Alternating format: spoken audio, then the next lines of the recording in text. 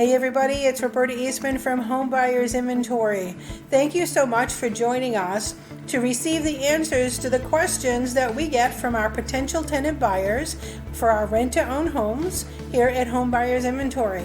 So today, this is a big one. People want to know, how do I improve my credit score? So today we're going to talk about 12 things you can do to improve your credit score. So number one, review your credit report. You are entitled to one free credit report a year from each of the 3 reporting agencies, and requesting a credit report has no impact on your credit score. You can visit annualcreditreport.com and get that credit report every year. Once you get the report, make sure you review the report closely and make sure you're doing all 3 credit bureaus, because one credit bureau can have an item that another one doesn't. So make sure you review all of them very closely. Dispute any errors that you find, because this is the closest you can get to a quick credit fix. Notifying the credit reporting agency of wrong or outdated information will improve your credit score as soon as the false information is removed. Now, some outdated information, let's talk about that. Judgments, bankruptcies, evictions, things like that, foreclosures, short sales, they have the right actually to keep the items on there up to 7 to 10 years. But after that 10-year period, they need to remove the information. So if it's not off of there automatically, and this is especially true with the bankruptcy, if it's not off of there automatically, make sure you dispute it if it's still showing up after 10 years. Any wrong information, make sure you're disputing that and putting in what's called a consumer statement. And you can also send them letters that say, I'm disputing this, and then the companies, on the other hand, have 30 days to respond to that dispute.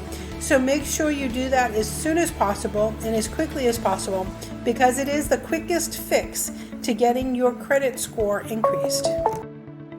Number 2, set up payment reminders.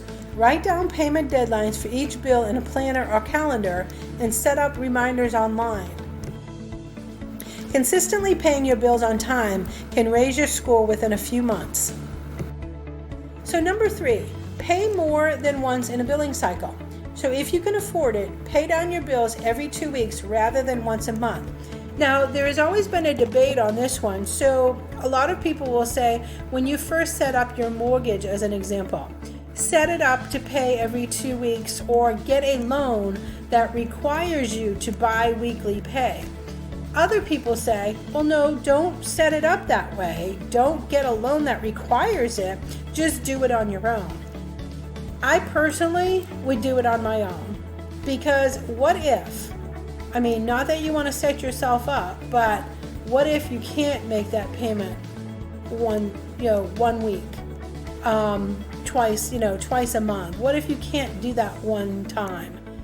I would rather have the flexibility of paying it every 2 weeks rather than once a month, but without the bank controlling that. So I would choose to just set it up in my calendar. I have a friend who does this actually, and their credit card debt is going down faster and faster. And it's because he has set it up every 2 weeks rather than once a month on his own, and it's helping his credit score. So what this does is it lowers your credit utilization and definitely improves your score. One of the other things you can do to lower your credit utilization is find out when your credit cards actually report to the bureau, what day they report, and then you need to make your payment at least a week prior to that. So what will happen is your payment will hit before the credit card company is reporting it to the credit bureau, showing a smaller balance, which then uses a smaller credit utilization, and that alone will improve your credit score. Number 4, contact your creditors, and do this immediately to set up a payment plan if you miss payment deadlines and you can't afford your monthly bills. So make sure you're getting on top of this and calling them immediately and making a payment plan. Just let them know. The communication is what it's really all about. When I used to run a collections department, for a telecommunications company. The most important thing was when the person wasn't able to pay their bill was that they called us and told us that. We were able to put notes in there, we were able to make payment arrangements, but it was when they avoided us that there was nothing we could do to help them after a certain amount of time. So get on the phone, set up a payment plan immediately, especially if you know that you're going to be starting to miss deadlines and can't afford the monthly bills. Quickly addressing your problem can ease the negative effects of late payments and outstanding balances. Number 5, apply for new credit sparingly. Although it increases your total credit limit, it hurts your score if you apply to open several new accounts in a short time period. Number 6, don't close unused credit card accounts. The age of your credit history matters, and a longer history is better. If you must close credit accounts, close newer ones. Number 7, be careful paying off old debts. If a debt is charged off by the creditor, it means they do not expect further payments. If you make a payment on a charged off account, did you know it reactivates the debt and can lower your credit score? Now, it doesn't always happen that it reactivates the debt, but it can. And that's the last thing you want to do is reactivate the debt on a charged off account. And this often happens when collection agencies are involved.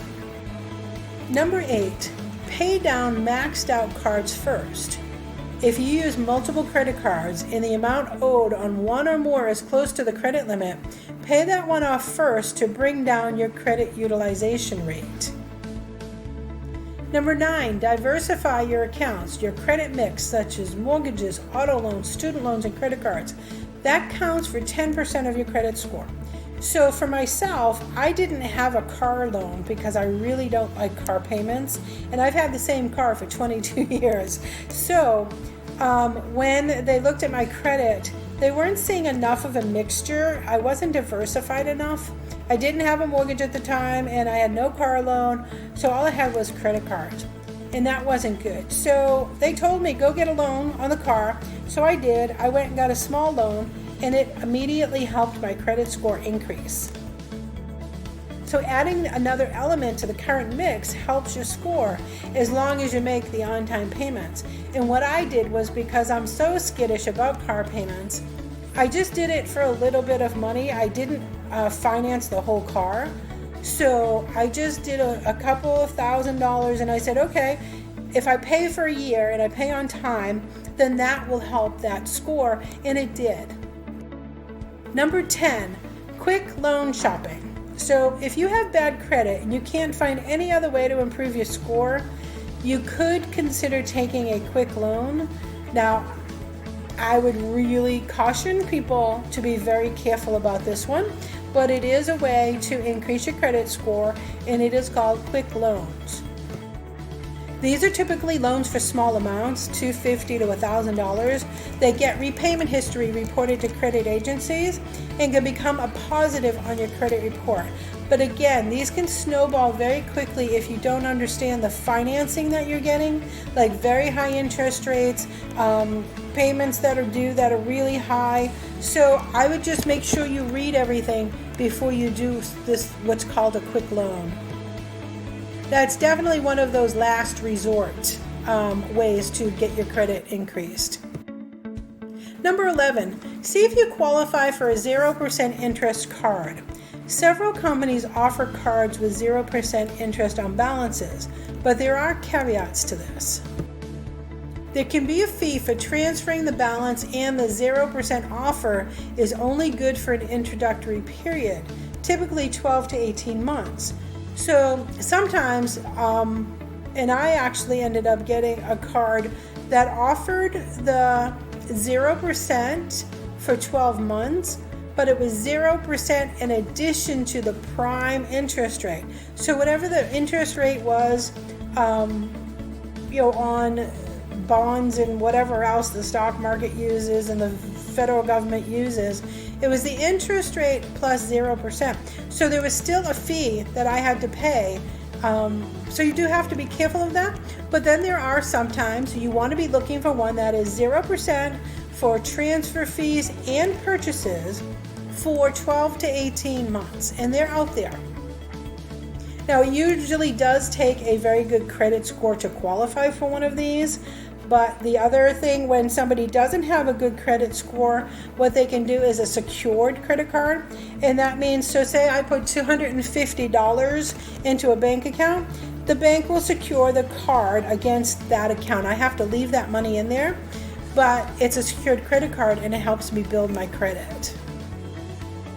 And consider a debt consolidation plan. Now, again, this is one of those things that I don't recommend unless you need your credit tomorrow.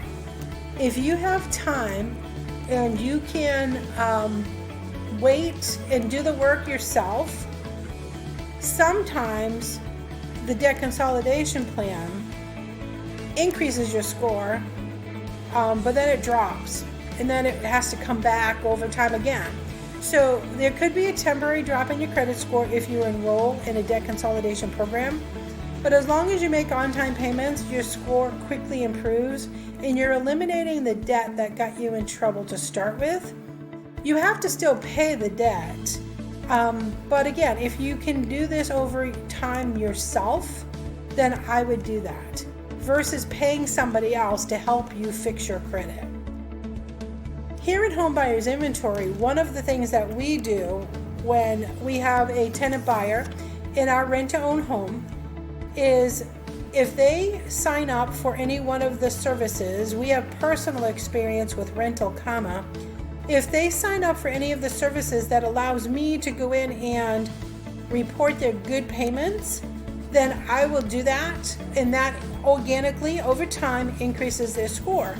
One, it stops them from having to pay somebody to help them fix their credit, and two, when they go to the bank sees all these good rent payments being reported to the credit bureaus.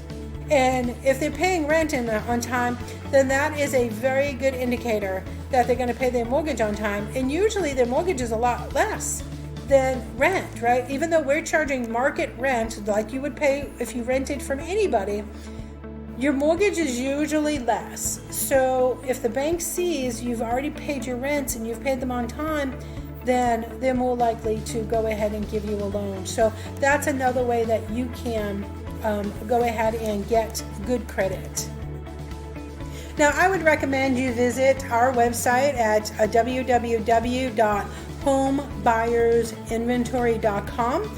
You can get a whole lot more free information on everything from self-employment and how do you buy a home or get into one of our rent-to-own homes, credit, because I was there. I know what it's like to have bad credit and just need time to get myself on my feet. And then also, if you've just relocated and you haven't had a job for 2 years, information there as well. So visit our website at www.homebuyersinventory.com. And in addition, you get some free budget home decorating tips.